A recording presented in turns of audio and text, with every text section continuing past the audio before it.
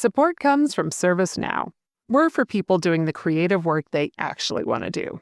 That's why this ad was written and read by a real person and not AI. You know what people don't want to do? Boring, busy work. Now with AI agents built into the ServiceNow platform, you can automate millions of repetitive tasks in every corner of your business, IT, HR, and more, so your people can focus on the work that they want to do. That's putting AI agents to work for people. It's your turn. Visit servicenow.com. Look around. You can find cars like these on AutoTrader, like that car riding your tail. Or if you're tailgating right now, all those cars doubling as kitchens and living rooms are on AutoTrader too. Are you working out and listening to this ad at the same time? Well, multitasking pro, cars like the ones in the gym parking lot are for sale on AutoTrader. New cars, used cars, electric cars, maybe even flying cars. Okay, no flying cars, but as soon as they get invented, they'll be on AutoTrader. Just you wait. AutoTrader. When we started writing our thoughts down on paper, it opened up endless possibilities. Ideas could grow beyond the borders of the mind, and it changed the world. Somewhere along the way, we lost touch with paper, distracted by devices made for every purpose except for thinking and focus. On edge, waiting for the next notification. But what if new technology didn't pull us away from paper, but brought us closer to it? Listen. That's not paper. It's the sound of the new Remarkable Paper Pro, rewriting the future. A paper tablet with a true color ink display, gentle reading light, and unheard of tactility. With digital features for taking notes, thinking, and organizing, without any distractions.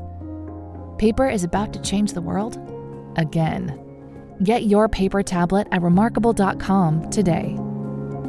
And he's informed by his teachers, and they were informed by their teachers. And I think that's more important than a school name or a school style or a school lineage.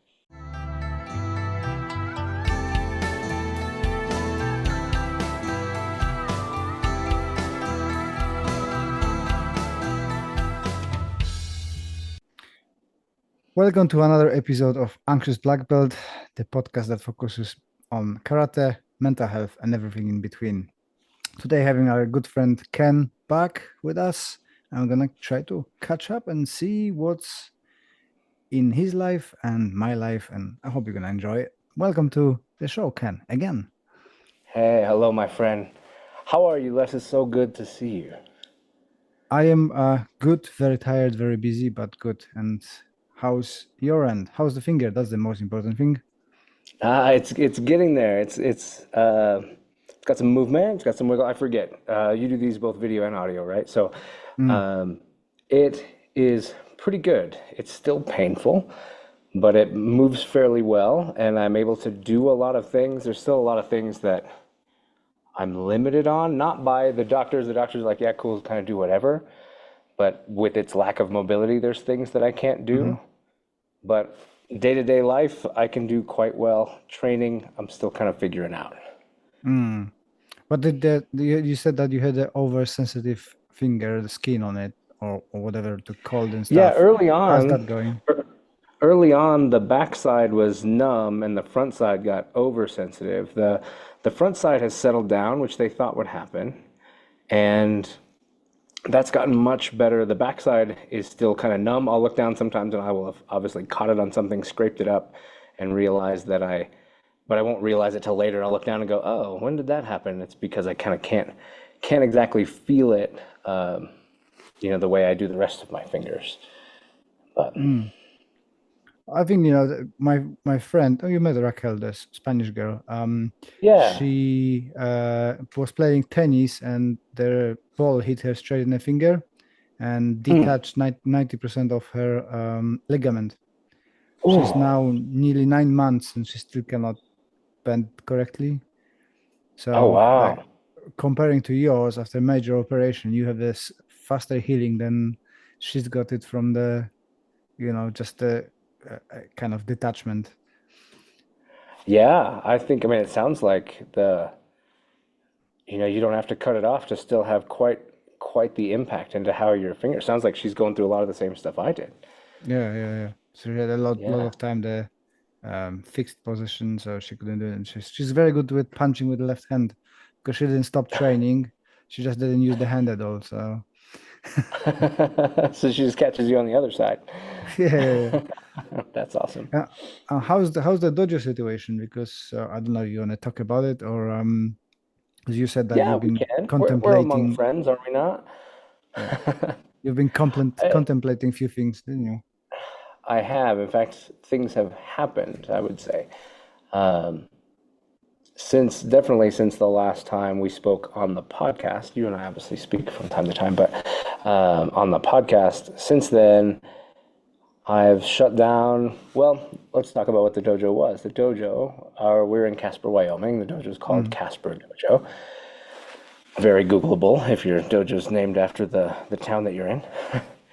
But at that school, when it opened up, it started as an idea of building something for our community that provided kind of the way that I think a dojo should, which is that there's something for everyone. You know, we've got karate, jujitsu, kickboxing, eskrima, tai chi. We had yoga for a while. You know, tried to have where we've got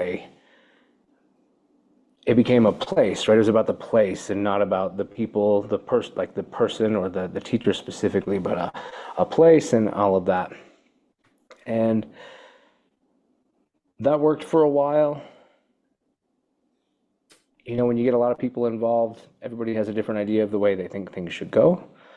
The world is in an interesting place with martial arts, especially combat sports, because if there's anything different between combat sports and traditional martial arts, in my experience, this doesn't have to be true universally, but in my experience, it's the philosophy, the approach. And the combat sport approach doesn't suit me too well. I like the combat sport itself. The approach, the philosophy doesn't suit me too well. And what I noticed over time is it became like a gym.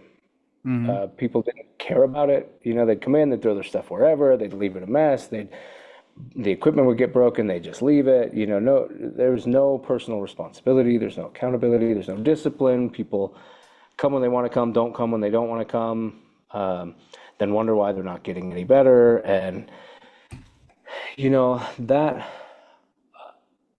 we tried to make it work for a long time. It definitely grew to a size that was more than I could do on my own.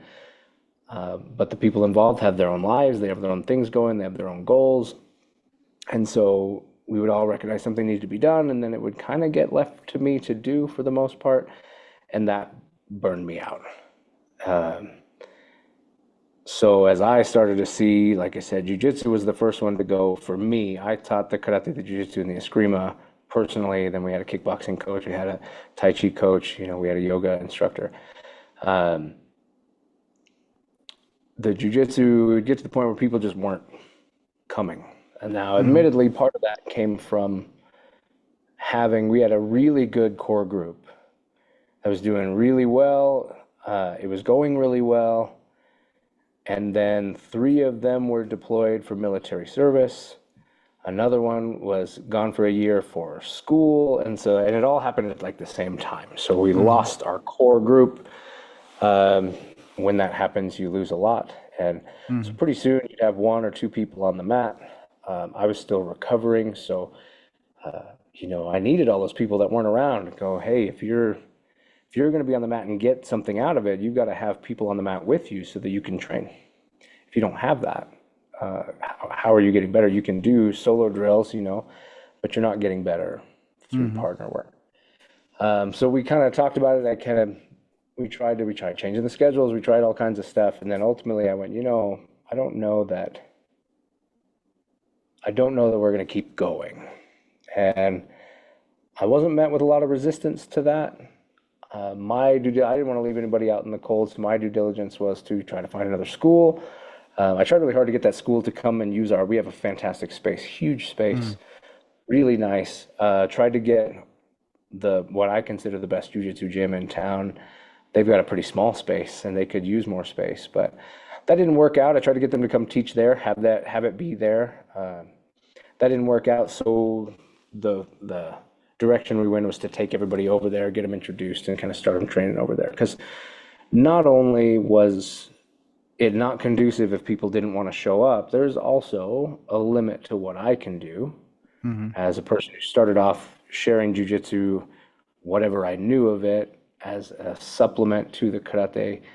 And then over time, it kind of grew into its own thing. Eventually got my blue belt, but that's just it, is I'm a blue belt. So we've got multiple gyms in town. Some of them have black belts. And I mean, you know, my guys are better suited. They're better served by training with people that know more than I do, that can take them further than I can. So while you want to be selfish and realize like, hey, I don't know if I'll be able to keep the place if I don't have this income, and I don't know if, you know, I'll still be able to do it as much if I'm not doing it here, you know, where I am, and all these other things. At the end of the day, I just had to be honest with myself and say, if these people truly want to do well, they need somebody who can give them more than I can give them. So that has occurred. Unfortunately, a lot of them didn't end up going over there, from what I understand. Some of them did. Some of them were like, well, I don't know about the schedule, or I don't know about this, I don't know about that. And it was really sad to kind of see some people choose to just not do it. But that's their choice to make, not mine. But over time since then, the kickboxing coach, him and I have talked a lot, and he's opened up his own gym. It opens up next month. That kind of took away the kickboxing. It also, series of events, took out our kids program because he was one of the instructors. One of the instructors also went over to the jiu-jitsu gym. One of the other instructors was going, hey, I really just want to be a student right now. I don't want to be teaching right now. And so pretty soon we were like, well, I don't think we have a kids class anymore. So we've lost most of our programs. So now I've got a fantastic gym, tons of space, really nice, and about 7 students, and a rent that I don't know if I'll be able to keep paying. But, you know, all said and done, it's kind of a starting over. It's the martial arts to me is about something bigger than a person, bigger than a thing, and there's so many reasons why people do it, and it serves a lot of people. And what I felt happened over time is as the world turns, people started what I call treating it like a vending machine. You know, I'll put my money in, you give me what I want, and then I go on. And I'll be frustrated if you don't give me the thing that I asked for. I put in B12, I got C3. That's not what I wanted. And there's a big disconnect of the trust to the instructor. Hey, I am the person who is further on this path than you, that you came to know more about this thing. Allow me to guide your training. And sometimes it means you're going to have to be disciplined. And I think that's what I saw missing the most, is people losing a sense of discipline. If it was easy, they did it. If it was convenient, they did it. But we don't grow in easy and convenient. We grow when we meet adversity. We grow when we have to push past the parts that are hard. And we grow when we build a discipline and personal responsibility to be there, even though, man, I just don't want to today, but maybe I will. Or maybe I'll go. And everybody always feels better when they go, right? You train, you get done, and you're like, yeah, I'm really glad I came. You know, but more and more I saw people didn't have that. So it's changed a lot for a long time, and maybe this was too much, but I was coming from a place of burnout. I was coming from a place of frustration. I went through a lot of emotions, and I'm sure that it was not just that place, but life has a way of piling things on and compounding. And for a while, we went about as traditional as I can muster a description. Sorry, we got a new puppy here. Oh, wow. Ooh, so if it looks like I keep looking down, it's because I'm petting the puppy. But so we changed. It changed to The dojo opened at 5 o'clock, closes at 8:30, and you come in and you train.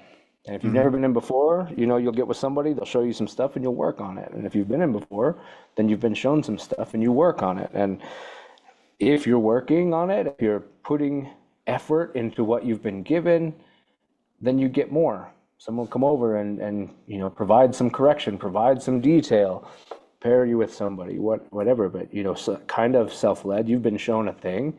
You've been shown a partner drill. You've been shown solo drills. You've been shown different things that you need to work on, have a place to start. But then it's up to you to do something with it. It's not up to me to make it important to you. It needs to be important to you. Admittedly, that was a big part for the karate group, that was a big part of what lost people, is they came in like, I don't know what to do. I'm like, so you've been here for, 3 months, 6 months, a year, and you don't have anything that you can think of that you might need to work on, or you might want to spend time on, or hell, you don't even want to just grab somebody and go spar for a minute and see what things come out. You need someone to tell you what to do. And, so I just watched. I like I said, to me, that's about as most traditional as it gets. You are allowed to come in, you're provided a space, you're provided some instruction, and then you work on it. And the more you give of yourself into your training, the more it and others give back to you. And so that's what we did. That's also where I lost a lot of people, as you might expect. But it also showed me who stayed. And that put a lot of energy back into me. I had one student in particular that while we were training one day, there's one day that I sat in the corner, I read a book, I kind of watched what people were doing, kind of paid attention to like what kind of choices are you making, what things are you doing, but I'm not specifically being that involved. And when he got done, he came over and he bowed to me and he said, "Hey, thank you for making the space available for us." And I don't think he'll ever know how much that meant to me to hear that it was appreciated, that it's not just me, that there's other things, there's a place, there's responsibilities, there's a lot that goes into making it possible.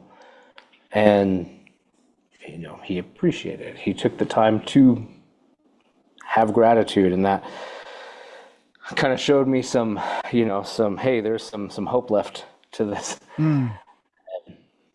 So it's been interesting, it's been stressful, it's been frustrating, it's also been relieving, it's been exciting. It's a huge unknown. We have a huge place. I mean, we went from having, with all of the programs combined, we probably had 100, 150 students. It's a whole lot easier to pay rent and all the things you need to do when you have even a modest income from that many students to having just a handful of students. So that part is still stressful, but the idea of how it can serve, and I don't know, I kind of was faced a lot with the concepts of lineage. This many years later, what do I have to show of what I've done with what my teachers gave me? What do I have for people who value what I've given to them? And where does this go afterwards? Where does this go from here? And in the future, when I can't do it anymore because I've gotten old or other things have happened or I pass away or whatever, where does it go and what happens? And what have I provided to my teacher? How have I honored what they gave me, and how does it continue, or does it just stop? And if there's something incredibly sad when there's a chance that it just stops and evaporates and disappears forever, you go, man, was that really what I spent my life doing? Was something that could just be erased in an afternoon?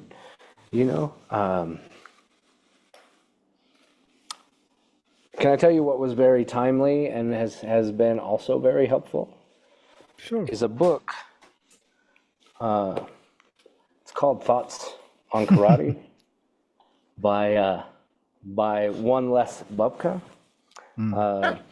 When I started doing this, when I started kind of watching class and just kind of seeing what people are doing, I decided also that I would spend some time feeding back to me, and I would read and, and spend some time. You get it, and a lot of teachers, I'm sure, do, that you spend a lot of time giving of yourself, and that doesn't always mean that you have a lot of time to give to yourself. And so I decided I was gonna do some reading. I went to my bookshelf and I said, I haven't had a chance to read much of that yet, and I started reading it, and it was the right time to read it. It's funny how the universe works like that, and so many of those things, I would sit and I would think and I would ponder and go, man, it was like you were sitting there with me being like, let me give you some advice, or let me tell you what I've gone through. And that was incredibly helpful, incredibly helpful. So thank you for writing that. I know you had your reasons for writing it, and some of them were to get your thoughts on the page. Some of them were to help you as you learned to deal in English and things like that. But it really made a difference. It was, and still is making a difference. Where am I? I've got I got about a quarter left or so. Sometimes you got to process and think. What I love about it is it's short pieces that I can sit with and be like, I'm not going to read another one. I'm going to sit with this one for a while. And I say all of this to say thank you. Not to plug your book because it's your show, because you didn't even know that I was going to do that, but just to say thank you. Hopefully people do go read it, and I know that it's been well received. But yeah, thank you. It has been very, very meaningful to me. Oh, great to hear. And I totally get your frustration.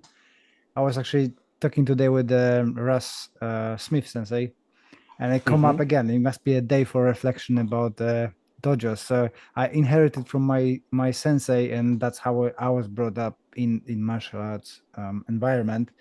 That our dojos dying at least once every 7 years. It's total crash, and we're rebuilding it. So in UK, I started in 2007, and there's my 4th dojo I'm rebuilding from scratch. Really? It's just people dropping out. I stay with nobody. I start again with one person, build up to about like now we've got a 14.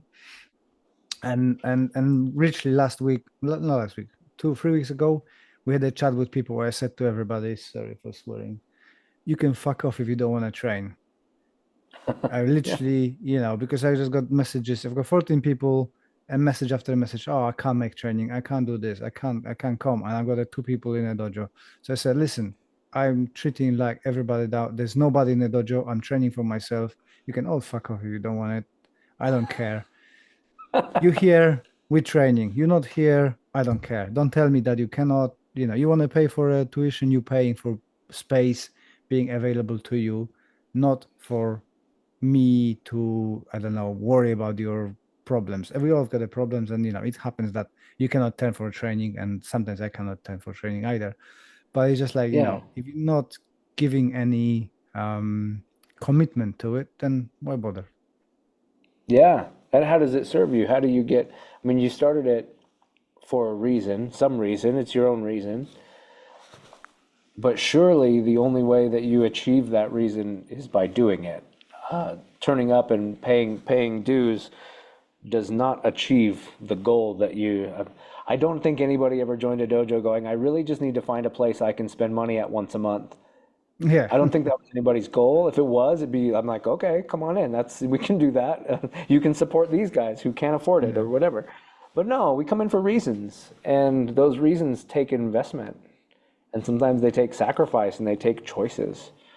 And yeah, I definitely sympathize with some of those thoughts of like, hey, and you're not just stealing from you. I remember there was one of the kind of pivotal moments for the jiu-jitsu group is, I had a group of people in there, and we sat down and we had kind of a philosophy class. We talked about building a game. How do you structure your game in jiu-jitsu, and how do you actually do it? Everybody talks about, does that go in your game? What's your game like? Everybody's got the word game, which eventually I'll make a video about the concept of that because I really like it. But, we talked about, well, how do you do it? How do you develop a game? How do you develop your game? And so we ended up spending most of the class talking and kind of describing and bringing out notebooks and doing stuff. So we didn't train a lot. We trained, we did a lot of philosophical training.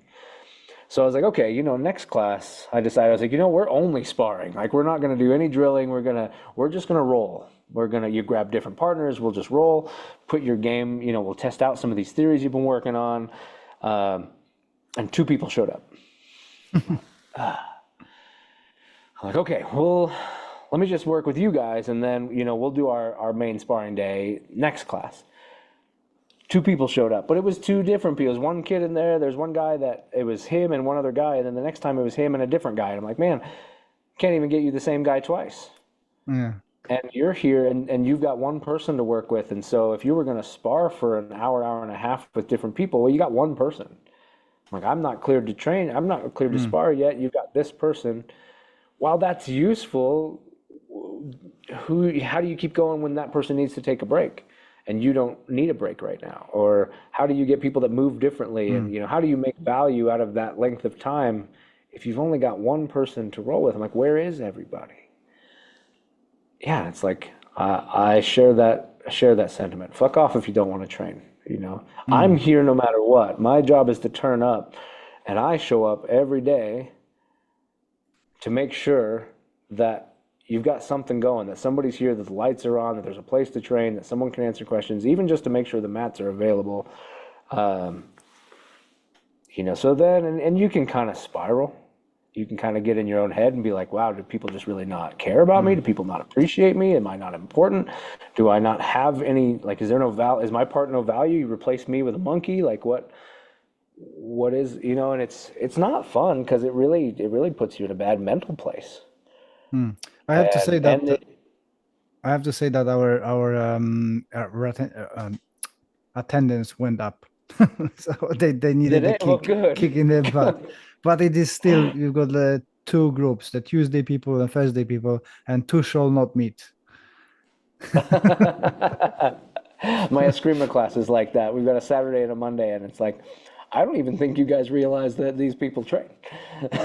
Like, who are these guys? These guys train in another school? No, they train at our school, just not the day you train. The most frustrating thing is that, I've got a couple of people who've got the really challenging life, both at home with the disabled children and stuff. And those people turn up. They are the most regular. It's those who've got the easiest life. It's like, I've been so tired. I couldn't, I finished work and I couldn't get back. You're working in your living room. How long it takes you to get back home from work? The couch was too comfortable, I guess. Yeah, but I friend like that one time. We would both go train Aikido after work. We worked together. He was the one that turned me on to the Aikido school I trained at, and so we would both leave. We'd go, and then he would never be there, and he'd never be there. And finally, I said, "Man, I was like, what happened? Like, you're the reason I came to the school. Like, I want to do it. So, like, you're not the only reason I'm there, but you're the reason I found that school. Where are you at? What's going on?" He's like, "Well, I go home, I sit on the couch, I got, 15 minutes, I sit on the couch, and then I fall asleep, or and then I kind of," and it was funny, in my head, I'm like, then just don't go home. It's 15 minutes. Show up early. Yeah. Like, just if you want to do this, just to make a choice to be there. And in this case, it's like, just show up a few minutes early. Heaven forbid you get to see some people that you like and talk to them. The Aikido class, you didn't talk during the Aikido class. So you weren't making friends during Aikido, not verbally. So it's like, man, your chance getting up early or staying late is kind of how you got the chance to see everybody. But I'm like, man, so the only thing stopping you from doing the thing you want to do is just going to the dojo instead of your house for 10 minutes? Just make that choice. I mean, I didn't make it for him, it's like, you got to make that choice. But, and that there was never really a choice he made. And he eventually kind of quit coming around and that kind of stuff. And it's like, man, it's like, that sucks, the 10 minutes. Deciding how you're going to spend 10 minutes is all it took to ruin your goals. Yeah. And I said to my guys that, they lovely. I think it was a combination of situations in life and timing and, holidays and stuff like that, and just frustration. And it kind of, I just had to relieve that. So I let everybody know what I'm thinking. But as well, if I'm going to go for one person, I can train with them in my garage. And go 3 times a week to jiu-jitsu, that I'm gonna get better, because I'm training only Yeah. once because I'm teaching the rest of the week with them. So, Yeah, that's been on my mind too. It's like when what could I be doing? There were certainly thoughts in my mind of going, well, do I just shut it down? Because I could go train. I've got people I want to train with. I've got things that I want to do that I always set aside. Maybe I could go train, because you start realizing it's like, hey, it's costing me a whole lot of money. It's costing me a lot of stress. It's costing me lots of stuff, and I'm still not getting to do the things that I want to do. And nobody's here enough to get me to do the things that I want to do here. So man, do I go do something else? But I'm with you. I've got a good, like I said, it's a small group, but it's a good group. I got the privilege to meet. I think most of your group right now is the same group that I met when I was there. Really great group of people. I really enjoyed meeting all of them. So really kind of happy how it seems like that. Maybe it's going pretty good now. but on positive note, with your experience, because I went through the stage, and I think I told you that, and when we meant to talk about it, I went completely off the traditional rails and started doing MMA class. I was like training in the MMA gym, and I decided that's what I want to do. We dropped the belts off, no gis, just shorts and stuff like that, and we done it for 3 years, and it all fell apart. People just sensed that that's not where place where my heart is. It was always returning to karate, and then I was rebuilding the class again, and now I've got a completely different set of people except one person, Martin. You met Martin. So Martin is the one who stayed from a core group, and rest is the completely new group. But I managed to now find a happy place with traditional. So we've got a ceremony, mostly using English, but I fit some Japanese names and stuff like that, and some philosophies and stuff like that. But I think I found a happy place between the tradition and modern, because I'm not that hardcore traditionalist, but I'm not as relaxed as BJJ people. So it takes me a lot to get used to what BJJ people do.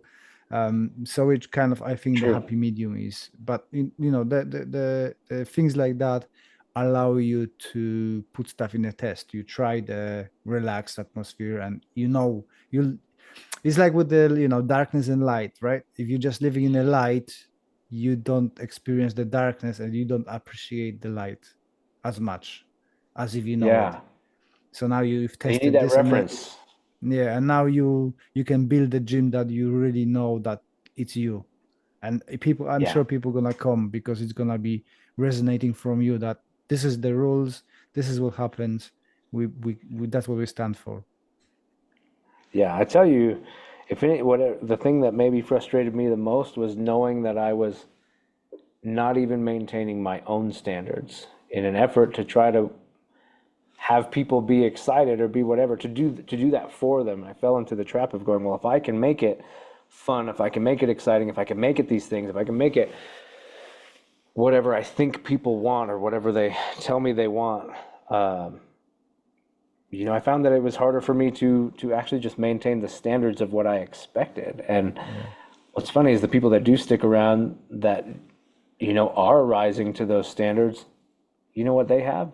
They have fun. They're excited to come. They like doing it. And I'm like, man, well, then that's so much more worth it. Like, let's do that.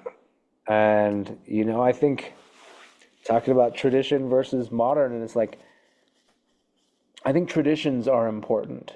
I think having traditions are important. I think them being the traditions that we've always had, maybe less so. I've brought back some of the things that we did when I came through everything, but it's not exactly what we do anymore, and it's not, things have changed over time, what I teach, what I believe, what is going on. So I think we need to have traditions so that we have things that are important to us that we maintain over time. But I don't think it has to be tradition for tradition's sake. I think that having something that is important to us that we maintain is important. And I think lately people think more of tradition is to do what they think the preset traditions are. It's like, well, no, tradition is just something that you continue to do. I have a tradition with one of the people at the dojo that it's just a thing, but it would be a tradition. It's like, every Saturday there's this local Mexican restaurant, little shop that they make these breakfast burritos. I go get a breakfast burrito and I split it with the person who's working at the front desk, and we sit and we talk for a little while before training opens. Well, it's become a tradition. It's a thing that we do, right? It doesn't have to be rooted in some philosophical, mysterious thing. It's just a thing that's become an important part that we do and look forward to and enjoy. And if ever we didn't, it'd get replaced with something else probably. And I think that's what a tradition is. I don't want to throw the baby out with the bathwater. I think there are some traditions that you're like, hey, if I choose that tradition is not important, I'm kind of shitting on everybody who did think it was important. And I think you do have to be invested in making that kind of decision consciously and intentionally. But it doesn't mean that you won't still come to the decision that you're still going to get rid of that particular tradition and stop doing it. There's times where the times change and we need to do it differently. Well, I think you just need to be, and myself as well, and everybody who's listening, just be authentic you. It was I was doing a video. I asked AI about the history of karate. Oh, I listened to that. Yeah, I watched that one. Yeah, It was, and it was kind of all over. and I think people looking now more like authentic approach and not artificially pleasing stuff. So same in training, you just come in, that's me, that's what you get, either you like it or not. So I think it's gonna be all be okay. It just takes time, readjust and Takes time. push forward. So That's how the best things happen, right? It's just hard to see that in the moment, but it's how the best things happen. exactly, yeah. Yeah. How about you? You've been doing, so you said you don't get to do jujitsu as much as you like, but you've still been training because you moved into your jujitsu gym, right? You guys moved Yeah, to using that space. So how's your jujitsu going? Slow and painful. Yeah.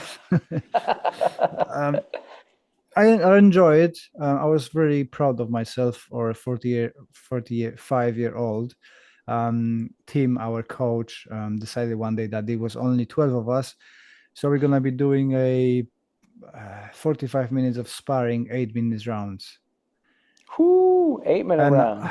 and I am the weakest link there, and I'm the lightest link there. So I've been I felt like a mince meat coming out from there. But on the last round, I was like, okay, I can still go about 3 more rounds. There's still air in the tank. So I must have done progression because the sparring is not as tiring. I think I managed to stop panicking, which is a big change in BJJ. Yeah. But It's the first hurdle. I see how the guys who started with me now tapping me all the time because they're training like 3 times a week. Yeah, 'cause you And said I they're see getting that more days a week. yeah. The gap is getting bigger and bigger. Although it depends on the day. Sometimes they've got the worst day. I've got better days. So like not this Monday, but Monday before, I had a good roll and I managed to tap out a few people kind of my level and just above. And Oh, great. yeah, but we've got quite a good guys like brown belts and purple belts. Especially there's one purple belt, Louis, who is my size, but it's amazing. His ability to move and roll is just amazing. He's like, whatever I try, he's already like 7 steps ahead of me, and I'm constantly walking into something. So Man, I'm it's learning to, awe-inspiring, isn't it? yeah. So I'm just learning to spot my mistakes. Yeah. That's But cool. I enjoying it, and it's a good way of doing cardio and like overall strength, and the team is really nice. Oh, There's good. really nice people, and there's no, maybe because there's not many young people, nobody tries to rip your limbs off, and and learning, and they understand that I'm 45, and my my youth is gone, and I'm not as fast and stuff. But yeah. The most difficulties I've got with long people.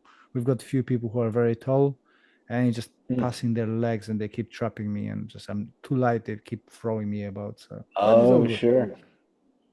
Yeah, Yeah. but you know, There's so much to gain. I love that you're doing it because I feel like there's so much to gain in that thing you described where you're just going and going and going. And I think jiu-jitsu has done a good job of showing that that is still a thing we need. We still need to go up against something difficult and fail mm, and do that again and again and again and again. And it's probably too general to say, you know, it feels like the world has, but lately it feels like that's not a thing we do anymore. Instead, you go up to it and fail, and it's how do we adjust it down so that you're not failing anymore? And it's like, no, failure's important. Because if nothing else, we got to learn that we don't stop having value when we fail. We might not be doing what we hope to do, but that's still something we can learn to do. And we can also, you know, sometimes it's hard because we fail and fail and fail. And maybe, like you say, you're failing to the same people over and over again. It's like, but they're getting better too at the same time. You're not failing to the person of them 6 months ago. You're failing to the person of them now. So even if you're still failing to the same person, well, if that person's training as often as you are, they're not the same person. You're a new person and they are too. And we can lose sight of our progress. But it's happening though, right? yeah. So I recorded a video today that is a bit about progress and that, because that's been on my mind a lot too. Is how do you stay motivated and how do you look at your progress objectively? Thinking back to what I had to say in the video, I don't know if I'll get that particular point across, but I'm a little out of practice making videos. But hey, it's coming out, so it's gonna happen. I gotta get back on the wagon. So, but that's what was on my mind was progress and being able to measure your progress. And I think without the ability to measure progress, how good are you doing? Are you still heading the direction you want to go? It's hard to tell. yeah. On the matter of progress, you've been here what, 2 years ago or a year ago? 2 years ago. Yeah, it's a year now. Liz just told me that we're coming up on a year, which is crazy to think that it's already been a year since it feels like yesterday. Yeah, but it's harder to spar with that team. They made leaps. You know, we switched to a sparring. Every session we do half an hour sparring, and it's getting it. The people, especially Nick and Sam, the big Sam, they done a Oh yeah. huge jump. It's just amazing. It's amazing and it's fucking hard. Because I'm a lighter and I can't kick high. Nick is just demolishing me, and he's got Oh the man, and they were good a year ago. really good So I'm feel. afraid of it now. Yeah. Nick is going actually in a week's time for his first dan. Oh, great. Yeah, Oh, that's display. awesome. So Marek, my friend from Jukado Kempo, coming over, and we're gonna look at Yeah. them. And got two other people who I don't know if they've been on seminar with you. Matt Dixon, sorry, Matt, and Gemma from a Reading Tanoshi Karate. They join our association, so they're getting examination under us as well for Oh, their cool. fair done as the leaders of their organization and their independent style. So it's on positive note. It's growing. Yeah. But yeah, I'm just amazed with people. You know, it just shows if you turn up and you regularly spar, you just get better. Yeah. And you know, we done a huge change in our syllabus. I think we talked about it. That maybe not. Maybe that was after you left. We are not doing now the technical syllabus. We're doing a skill-based syllabus. So Okay. our Talk to me about 10th, that. How does that work? so 10th cues, break falls, 9 cues, break falls plus basic strikes, basic kicks, combinations, basic takedowns. Sorry, I have some flies flying.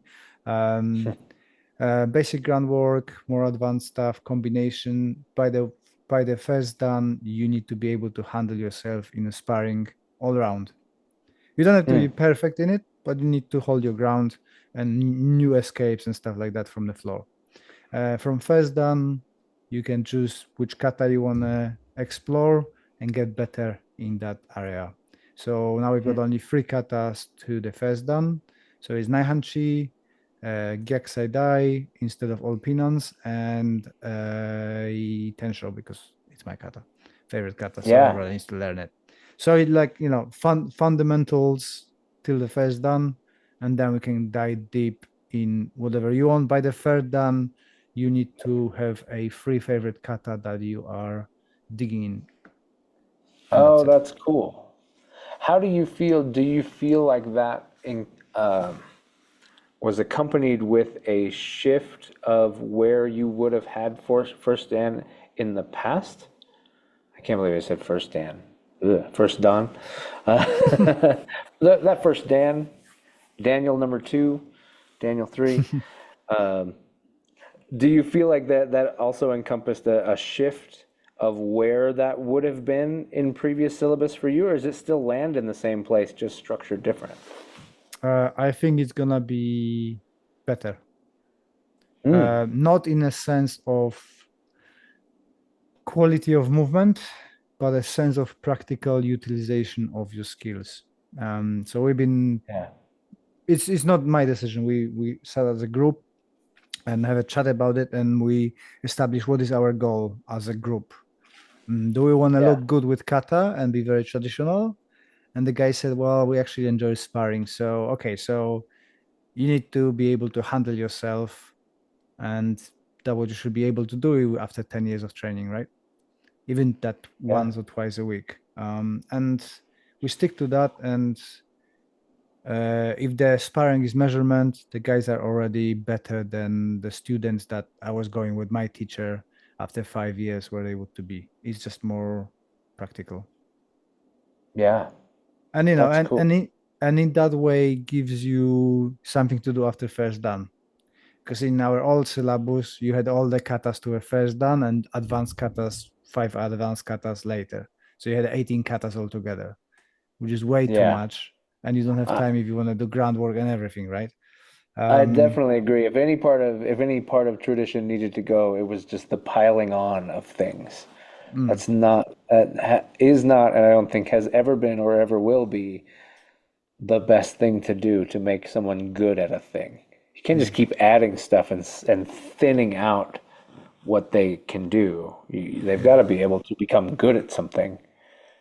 And plus, in most of the schools around me, if you're reaching the first dan, then you just do teaching kids, doing kihon, and repeat for years and pay for a grading, and they've got a second dan. And I want to have people who study because as well, through that 10 years of hard training, people getting older. And then there's a time like for myself now, I like digging the kata. So you've got something to go for. You understand the concepts, you know how we're fighting. You can apply those katas, you can do research, you can choose your own style of the kata and Mm. dig deep in those and play, right? And gives you something to do after that first dan. We've got only technical till fifth dan. So you've got another years to go and play with. There's so many katas that you can choose. But I'm gonna record tomorrow because Nick is a Shorin-ryu, is the Matsumura Orthodox Shorin-ryu, but Hmm. he was training Goju-ryu as a kid, and Ah, and we've been thinking. I said to him, you're training for nearly 30 years. It's time now to make your own karate. And in our syllabus is for first dan is Seiyenshin kata from Goju. mm. So I gave him a task to make it his own. So he's doing a Goju kata in Shorin-ryu edition, and it looks amazing Ooh. Oh, because the cool. That's really exciting. the positioning changed. Ah, So instead of Shikodachi, he's doing Zenkutsu dachis, and he was spending a lot of time thinking, and it looks amazing. I'll try to record oh, it tomorrow. I'll send it to you so you can get okay. I a. was gonna say you're recording it tomorrow. Okay, cool. I I can't know the wait to see people, that. the traditionalists now listening to this, is steams comes out from their ears, and how could you do that? How could But yeah, you? that How was could you? his task, and because um, his core is the Shorin-ryu, and I think it would be disservice to him to force him to do a Goju or my way. So I rather he built on stuff on his training he's first done in Shorin-ryu. So incorporate that in with our philosophy and create your own karate instead of carbon copy of myself. Yeah. So we'll see. It's another project. That's exciting. That's exciting. Well, it sounds rooted in the right things, which I agree. Like at the end of the day, even schools in the same organization and even people in the same school, they're not all the same. And so you train, because somebody asked me the other day, like, what kind of karate do we do? And I was like, well, this is a complicated question to answer.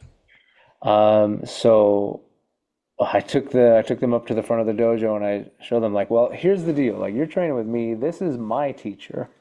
These are their teachers. This is what they studied. This is what I learned from. These are the people that they learned from. And I'm like, we were parts of this style, and we've done these things, but what do you call that? Like it's not the thing that when I started it had a name, a particular name, like, but it's not that anymore. But my teacher wasn't just that anyway. So I think again, to me, the most traditional is you are the byproduct of your teacher, and your teacher is a byproduct of their teachers. And if you change the name or take away the name, and some styles have changed names over years, so they changed school names, they've changed different things, but they haven't changed like who they are. Like they are these people. And that I've never been a huge lineage, you got to go tell everybody, well, I trained under so-and-so, or, our style goes back to so-and-so. First off, if you don't know who those people are, who actually cares? You'd have to know who they are for that to matter. But I do think that lineage is important. In fact, possibly kind of paramount. It's like, who did you learn from? And how did that impact you? And I think it's worth knowing who they learned from and how that impacted them. Like, how did that, my teacher, when I started training, he did Seo Shorin-ryu, which was a very particular method. But his first teacher was Okinawa Kempo, which was a completely different way of doing things. And so what he taught, he's like, I've been teaching you these kata, but I always kind of did them the Kempo way because that's what I like to do. So I wouldn't know any difference unless he said that. But the truth is, here's a person that just, he was always himself. And what I learned is only what he can give me, which is who he is and what he thinks and what he does and what he prioritizes. And he's informed by his teachers, and they were informed by their teachers. And I think that's more important than a school name or a school style or a school lineage, organization or whatever. I think there's things for those, but it's certainly been on my mind a lot. I'm like, what do I call this now? I don't want to call it the name that it was when I started because we don't do that. We had like, if for no other thing, when I first did that, we had a whole lot of face each other in Zenkutsudachi, and this person attacks and you defend, and the thing I'm talking about, the Ippon Kumite kind of stuff, and it's like we just don't do it. And it's like, okay, well, if that entire thing was kind of based around that concept and we don't do it, it's kind of disingenuous to say that what we're doing is that, because it's not. And so when she asked, she's like, hey, somebody asked me what style of karate I do. And I'm like, I don't know. You can just tell them you train with me. I mean, that's actually what I do. Is people will say, hey, what style do you do? I train Okinawan karate under Hanshi Andy Finley. I don't really know what else to call it. That's what I do. It certainly does not make you easy to find. It's certainly, I thought about that the other day. I was like, how do people find us now?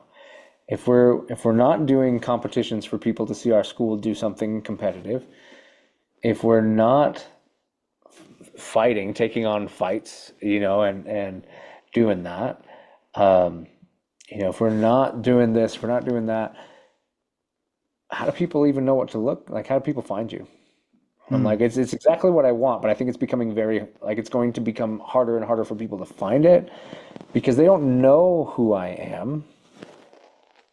And what is it? Well, you come to the school to learn the karate that I teach. And these are the teachers that taught me. And you'll learn it from the students that I've taught.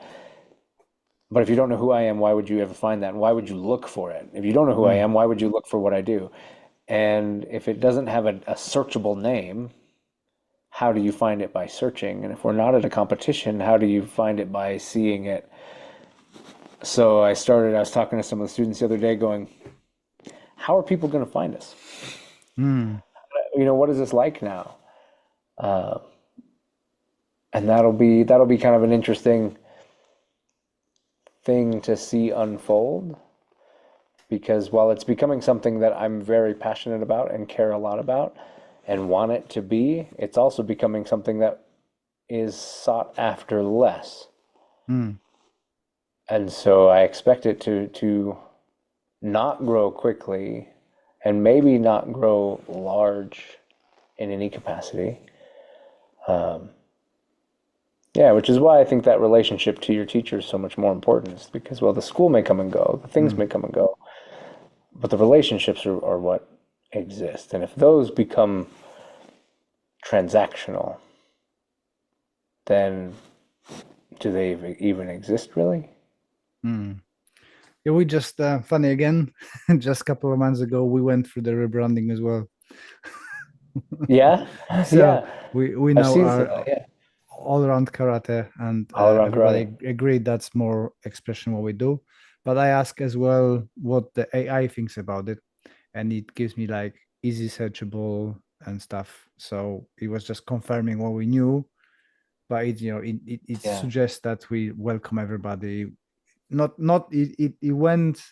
The AI took a different view than I was, because for me it was like, oh, we're doing all around. That means we're doing the stand up, groundwork, and this.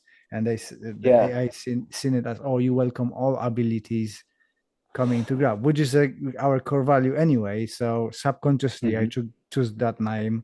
So we tried it, and it bumped us on local karate Google searches up by 2 pages. Oh, Just wow. changing the name. So ask the AI. I've got to ChatGPT ask the AI. That's tell something, you the for truth. being an IT person, it's something I actually don't do very often, is ask the AI. So I guess I got to do that, see what it thinks. Yeah, well, so it works so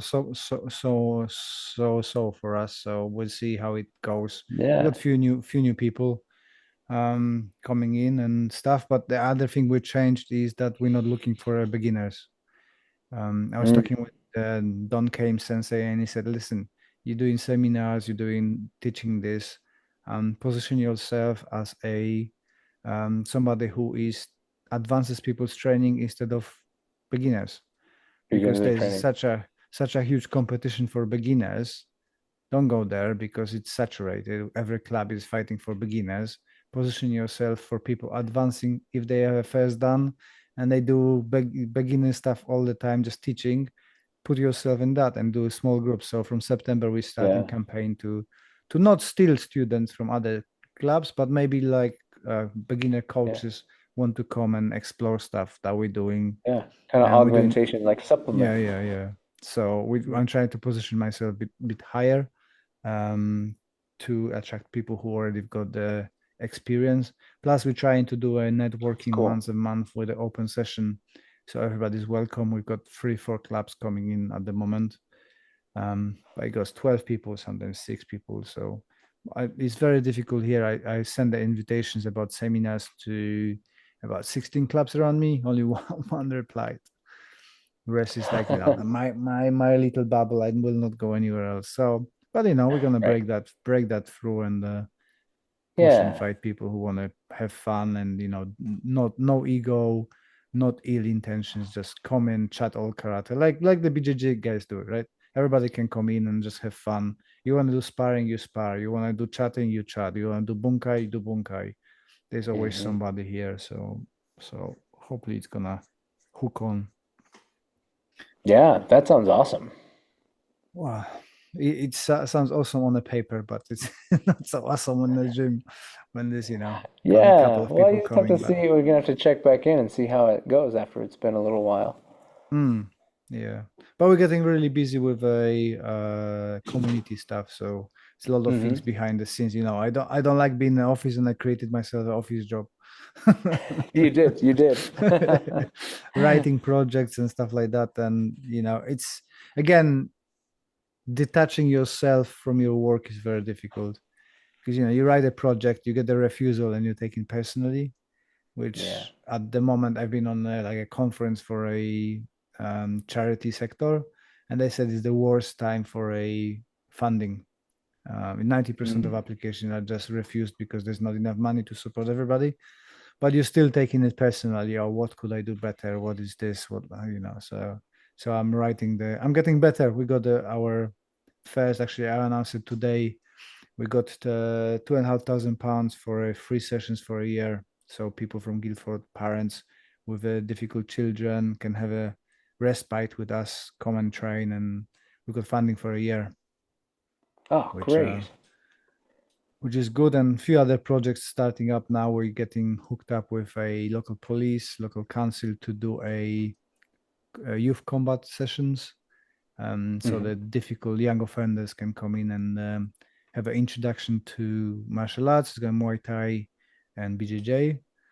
And karate is gonna be my company gonna be overseeing, hopefully, but I don't know if we're gonna get funding or not. But it's a lot of police and high sheriff and stuff like that jumping in, and we're all trying to get as a cumulative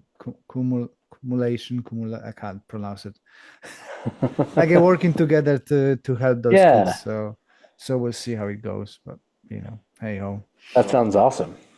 I think that would be great. You plan on talking about that on the podcast so we can kind of hear how it goes as it happens? Yeah. I will try to report it at the moment, just focusing to establish our resume, and so people can see what projects we've got. 2 projects completed, so we managed to get the defibrillator in our gym, so all 3 of gyms can use it. We bought it completely from our money, so done crowdfunding, and people supported us, and we managed to buy one.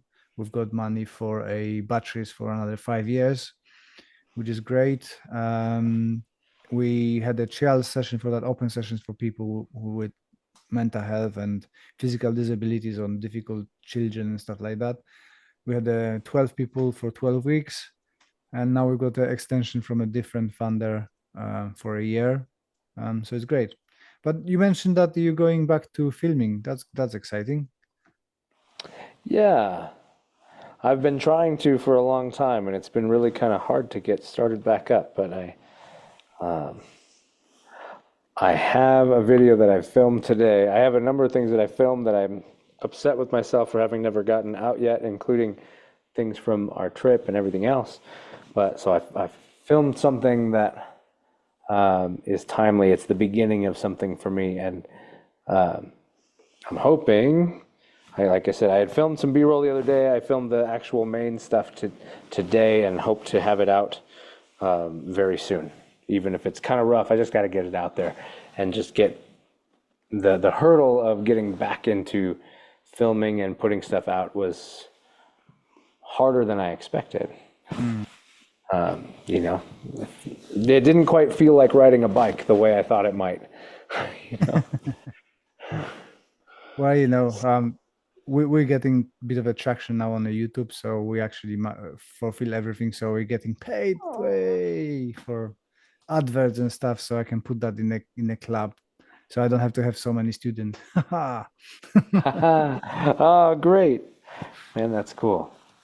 Yeah, but I just need to, I just don't have time and energy to invest in learning to do better edits, better lights and stuff like that. Everything is just like, it's like 2 hours. Says, "Oh, you look so professional." Really? I've got a phone and no script. How am I looking professional?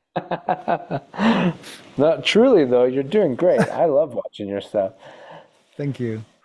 It doesn't feel like it. And I think we over criticizing ourselves, looking at it. It's like, oh, this is shit. And this is but I had a chat with the guys in the gym and said, like, listen, we're getting paid now for a peanuts, right? It's like managed to do £30 last month. But if I can put that towards the paying the bills in the gym, then we don't have to look for another one person, because we're paying 30 quid a month contribution to the gym, right? So then I have less person to get into the gym. If we start doing a better content, then more money gonna come in, the less we have to worry about people being in the gym. We can keep our group and just focus on training, and spend that 5 minutes of recording something, put it out there, and have money for that, right? If Yeah. we can make 30 quid a month with 5,000 subscribers, if we get 5,000 subscribers, then we can, 5 times the 30 possibly, and then we don't have to worry about rent. We can lower down the fees for people and the barrier to entry, and have a bigger Yeah. gym with people who actually want to train but might not be afforded. That would be awesome. That's the goal. That's the dream, right? Yeah, well, our dream is to get a yacht, but Oh, okay. Okay. You're gonna do some yacht training? yeah, well, Isn't there I was a talking with jujitsu group that does like throws a bunch of mats on a giant boat and they just do it like they grapple in the ocean? I don't Like know, how they maybe, grapple on a boat in the ocean? I don't I know, think there's a thing, but there's like a trip you can go do that you do grappling for like a week and you do it on a boat. wow. Yeah, so when you get your yacht, you just do all your sparring on the yacht. Yeah, I was talking with Mary Stevens, and I said, yeah, I'm gonna do a women's only self-defense on a boat, and I thought, that doesn't very good. Are you gonna have an oil chest and gold sunglasses too, or what? Yeah, but That certainly has an image to it, my friend. but I want to as well go do more kind of Jesse Enkamp style, and few other people. I see like a Kevin Lee. So I've got our Yeah. Kempo teacher coming in, Kempo friend coming in. So I'm gonna be trying to do more like documentary. Hey, I've trained Kempo. This is what Kempo is about, and have like a half an hour mini documentary series. Then we're gonna do the same with the karate practice with Christian and his teachers, because I'm going to teach in a castle.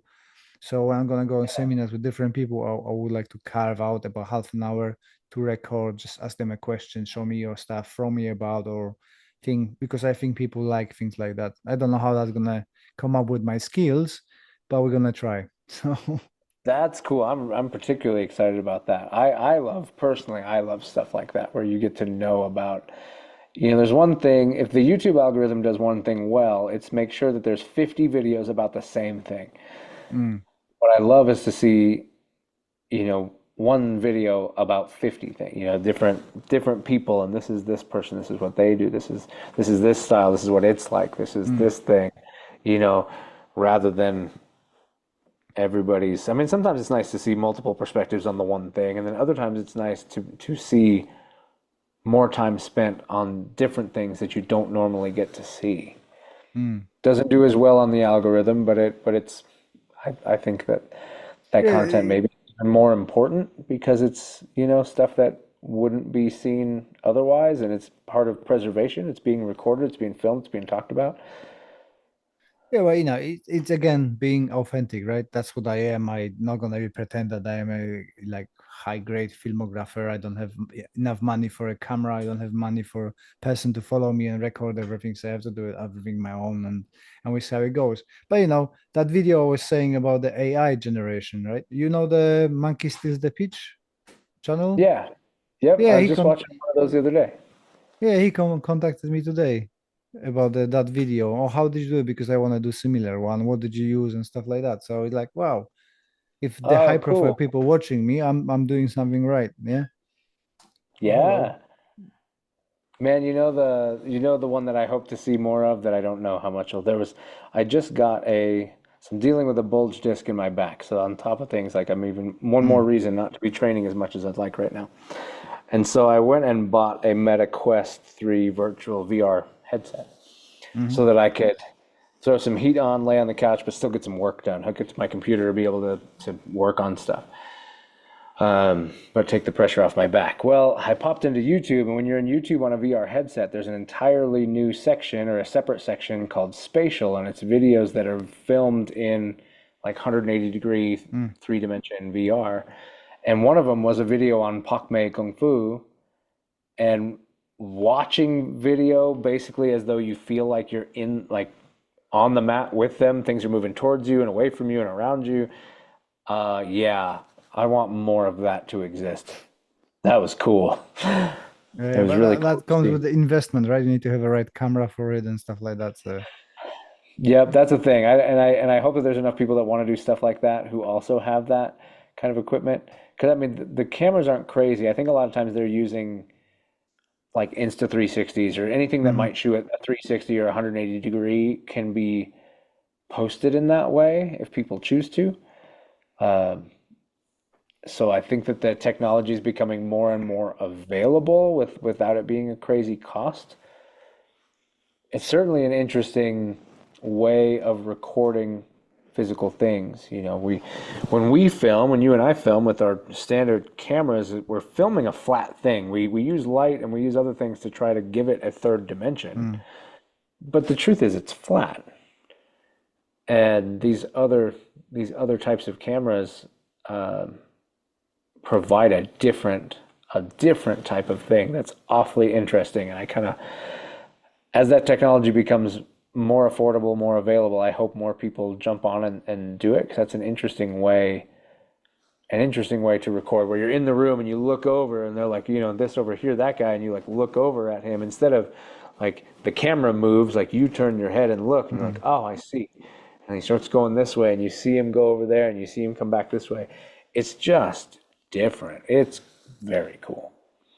Yeah, that's what Lauren, my daughter, decided that she wants it for from Santa, the VR set. Yeah. Yeah, Okay. yeah. They're very Don't know where it cool. come. And I don't know where it come from, but that's what she wanted. yeah. Yeah, well, if you end up putting one of those on your head at any time, pull up YouTube and go watch that Pakme video. It's very cool. Mm. Yeah, I was watching the other day a video about the cheap camera for recording for YouTube stuff. And it was all really Mhm. nice, really small uh Canon and stuff. And then they said 1,500 quid. Well, that's a cheap for you. Thank you very much. You helped me a lot. I know, man. Some of those cameras, like um, Blackmagic, came out with a camera specifically for spatial video, and it's like I think it starts at $40,000. Wow. I'm like, well, okay, so not a lot of people are going to film with that. Is that kind of the idea? I know some of those cameras are crazy expensive, and then people rent them to film a thing, but. Um, Yeah, I'm glad our phones have gotten as good as they have Yeah, because I it's way just more accessible, it's way easier to use, and people are way more likely to have one. yeah, yeah. I just switched back to the Android. I got myself a Nothing phone, which is a British company. Um, Yeah, you've talked about it a little bit. You're liking it? yeah, I love it. It's really, and it's got a like cool glyphs, so it's got like different lights, and it's kind of designed to put you off from being on a phone. So it's got Yeah. like a face widget. If I'm too long on the phone, it gets red and angry and tells me that I'm too much on the phone. Oh, Um, interesting. if I put it flat, the screen down, it goes into don't disturb mode. It just got a light on top, so if message comes in, it just flashes light, but it doesn't pings and stuff. Everything is black Hmm. and white, so it doesn't attract you so much. And my time on the phone dropped down drastically. Oh, I like that. I just picked up, and it's not even a phone. I call it my non-phone. I Hmm. picked up a thing called the Books Palma, and it was originally meant as a phone-sized e-reader. Hmm. So it uses that type of e-ink screen like you'd find on a Kindle or something. So it's not really good at showing you videos or showing you these kinds of Mm. things. But the battery lasts like a month, which is incredible. And it is Android based, so you can still put different apps on it. And I call it my non-phone. I carry my phone, like in the morning, I get up, I grab my Mm. phone, and then I go to work and I leave my phone in the bag and I grab this other thing that I can, when I pull it out, it's really good at reading books. It's really Mm. good at checking my calendar. It's really good at, and I specifically didn't put any social media, any other things. And if you tried to watch videos, they'd be so terrible to watch anyway that you wouldn't do it. And man, that it is nice to, you got to go through the withdrawals, right? I find myself pulling it out of Mm. my pocket and be like, why did I grab that? And it's, oh, because the last phone you carried programmed you to always be grabbing it, Yeah. even if you don't need to. And it took time to kind of not do that. And so now I find I'm like, I get to the end of the day and I'm like, oh, I haven't looked at my phone in 8 hours. I should, I guess, see if there's anything I need to deal with. And it could even do my Duolingo and stuff like that. So I'm just like, it's my non-phone, it's my productivity device that I can keep in my Mm. pocket, do the things that I need to do to be productive, but not really do any kind of messaging. I don't even have email on there because I'm like, I'm trying to be more intentional. If I'm going to respond to emails, I go sit at my computer and respond to emails. I don't want them like coming to me all the time. And Mm. because then I find that I'm always getting pulled into it and not always being present, for one, or accomplishing the things that I meant to do today. Well, why didn't you get them done? Because I got pulled into 58 other things and never got that one thing done. And so I'm kind of with you there. The phone that's not a very good phone, that's focused on being Mm. more useful, or more you not using it as much, is a nice thing. Yeah, the problem is that you've got the bloody office with you all the time, and people can reach you all the time with the phone. Yep. So I often do it now. I put it in silent, and just notification go on a watch, and I specifically got a Garmin watch. I show you, just clean it a little bit. Mm. Um, that is a smartwatch, but it's a hybrid. I don't know if you can see. Oh yeah. So it's got the normal digits on it, but if you let's, and then it's got the screen under, Oh and it's sure. all black. It's all black and white. So it shows me whatever I needed. If message come in, I can reply from it, like limited amount of signs and Yeah. stuff like that. But then I just check, is it important or not? Not, go away, don't bother. And I try to not took my phone. But doing editing videos and stuff, especially with the kids, you're doing it wherever you got 5 minutes. I do a little bit on it, and then it just Oh sure. accumulates. But hey ho, that's the life now. So That's true. That's true. We just have to resist the universe's urge, like society's current urge to use all of our time for all of the things, mm. and realize that we don't actually have to do that. And heaven forbid, it's a lot less stressful when we don't. Yeah, how was your kind of being away from the social media for nearly 2 years now, isn't it? Because Yeah. the same lady Raquel, she's completely off social media, and she says she's got so much more time. She's mentally much better.